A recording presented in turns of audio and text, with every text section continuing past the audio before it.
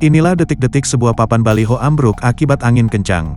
Sebuah video berdurasi 58 detik yang merekam detik-detik ambruknya sebuah papan reklame atau baliho yang berdiri di tepi sebuah jalan raya, beredar di media sosial, Senin, tanggal 24 Januari tahun 2022.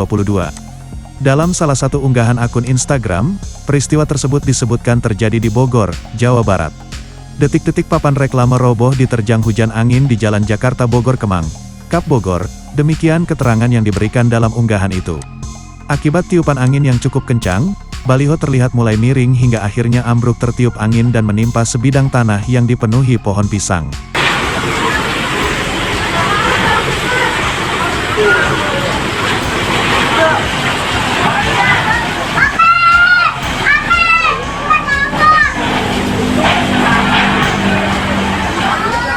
Beruntung, beberapa warung yang berdiri persis di bawah baliho selamat dari kejadian itu.